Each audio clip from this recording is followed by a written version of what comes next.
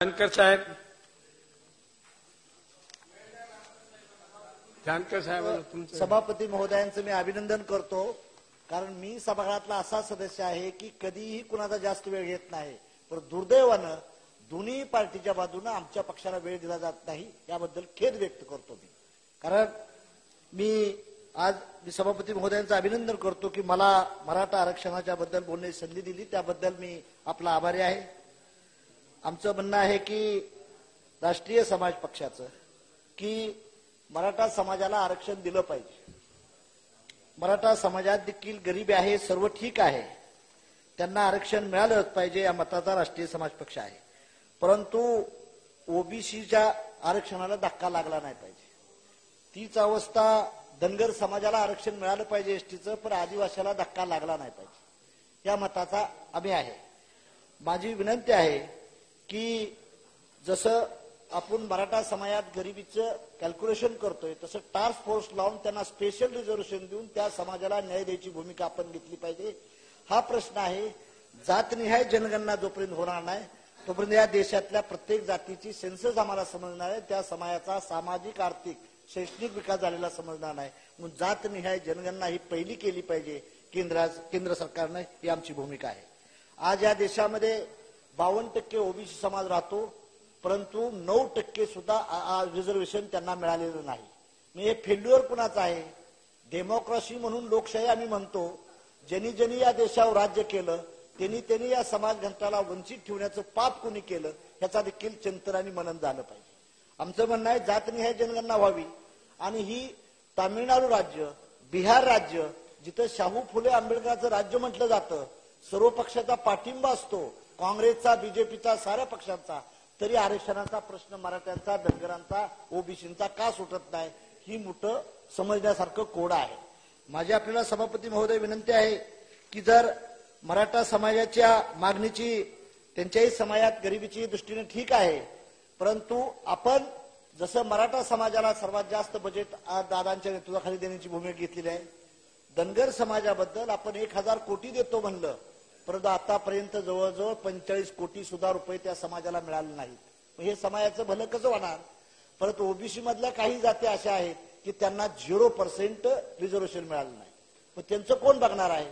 मग जे आपण जोरात सत्ताधारी आहे, ताकद आहे, त्यांच्याच म्हणण्याचं जर काम होत असेल तर बाकीच्या समाजाने न्याय मागायचा कुठं?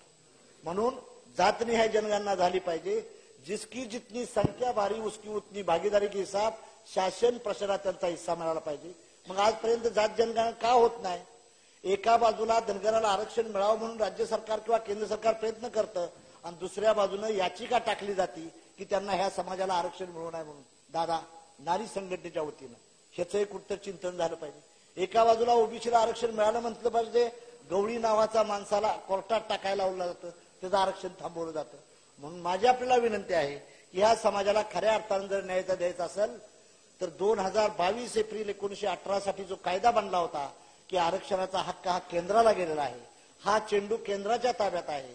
आपलं राज्याच्या मुख्यमंत्री आणि उपमुख्यमंत्री महोदयांनी जाऊन केंद्रात जर मोदी साहेबांना सांगितलं जर हे एक्सपान्शन करा तर मराठा समाजालाही आरक्षण मिळू शकतं, धनगरांनाही आरक्षण मिळू शकतं आणि ओबीसीच्या हक्कावर देखील गादा येऊ शकत नाही. म्हणून हा चेंडू सर्व केंद्राच्या ताब्यात आहे. आपण मंडळी सर्वांनी प्रयत्न करू, या समाजाला न्याय मिळाला पाहिजे. न्याय मिळाला पाहिजे का? तर न्याय मिळाला पाहिजे. परंतु आजपर्यंत का दिला गेला नाही? आज फॉर एक्झाम्पल धनगर समाजाबद्दल एसटीच्या आरक्षणात चाललेलं आहे. आम्हाला माहित आहे की मूळ आदिवासीला धक्का न लावता त्यांच्यावर अन्याय होऊ नये, तुम्ही ए आणि बी कॅटेगराईज करा आणि धनगरासारख्या तत्सम जाती आहेत, नलवारलो वगैरे, त्यांनाही एसटी सवलत द्यायचा प्रयत्न तुम्ही करा. ते केलं पाहिजे. आणि ओबीसीच्या सर्व हक्क आहेत ते देखील मराठ्यांना दिलं पाहिजे. परंतु तुम्ही ओबीसीतल्या काही 3712 जाती आहेत, त्यांना आजही लोकांना त्यांच्यात साधा पोलीस नाही, क्लार्क नाही, मास्तर नाही, ह्याची देखील कुठेतरी आपण हे केलं पाहिजे. मग आम्ही नुसतं पुरोगामी राज्याचा दिंडुरा बोलायचा आणि समाजाला काहीच द्यायचं नाही असं न करण्यासारखी भूमिका न होता माझी आपल्याला विनंती आहे की सभागृहाला मराठा समाजाला देखील आरक्षण मिळालंच पाहिजे. परंतु एखादा माणूस जेव्हा कंपॅरिझन बिटवीन ओबीसी आणि मराठ्यात करतो तेव्हा त्याला खलनायक ठरवलं जातं. खलनायक ठरवण्याची भूमिका काय नाही, त्यांची भूमिका आहे की मराठा समाजाला आरक्षण मिळालं पाहिजे, पण आम्हाला धक्का लावू नका. मग त्या धक्का न लावणाऱ्या समाज देखील अभ्यास केला पाहिजे. आपण एकाच माणसाला जर सर्व त्याला खलनायक ठरवत असेल तर ते ठेवणं योग्य ठरणार नाही. त्यांच्या समाजाच्या ताटातलं उठून घेऊ नका. तुम्ही तुमचं दुसरं ताट वाढण्याचा प्रयत्न करा, त्याला आम्ही मदत करू. परंतु आहे त्याला ज्याला मिळालंच नाही, काही वडर समाज आहे, मसनजोगे आहे, कैकाडे आहे, या लोकांना अजून काही देखील स्वातंत्र्य मिळालं नाही. कसली स्वातंत्र्य मिळालं, कुणाच्या पाठीचं मिळालं, ह्याचा जर प्रश्न विचारला तर त्या समाजाची भागीदारी. रिझर्वेशन मतलब रिप्रेझेंटेशन आहे, भागीदारी आहे. मग आमची भागीदारीचा वाटा चोरला कोणी? आमचा भागीदारी गेली कुठं? सहकार असेल, कोऑपरेटिव्ह असेल, एज्युकेशन असेल किंवा पॉलिटिक्स असेल, ठीक आहे. राजकारणाचं आरक्षण तुम्ही बाजूला देऊ नका, पण राजकारणाच्या आरक्षणावर बाकीची डेव्हलपमेंट काय? उद्योगपती किती आहेत आमचे, संपादक किती आहेत, इलेक्ट्रॉनिक मीडियामध्ये संबंध किती आहेत, तर ह्यात झिरो देखील आकडा येतो, झिरो आकडा येतो. मग हे जर मागत असेल एखादा सभा, तर त्याला देशद्रोही ठरवण्याची काय गरज आहे? मग माझी आपल्याला विनंती आहे की मराठ्यांना आरक्षण मिळालं पाहिजे. शाहूराजाने आरक्षण पहिलं दिलं होतं, जनक त्या शाहूराजा आमचा आहे, पहिला आरक्षण देणारा. परंतु त्याचबरोबर अशा तत्सम जाती आहेत की त्यांना स्वातंत्र्याची पहाट देखील बघायला मिळाली नाही. त्याचा उलट तर ह्याचं उत्तर आहे की राज्य सरकार आपलं काही करू शकणार नाही. राज्यातल्या नेत्यांनी जाऊन दिल्लीला बसून जर हा प्रश्न सोडण्याचा प्रयत्न केला तर हे प्रश्न सुटल आणि मराठा, धनगर किंवा ओबीसी आरक्षणाचा प्रश्न सुटल, एवढी अपेक्षा व्यक्त करतो. आपण बोलण्याची मला संधी दिली त्याबद्दल आपला ऋणी आहे.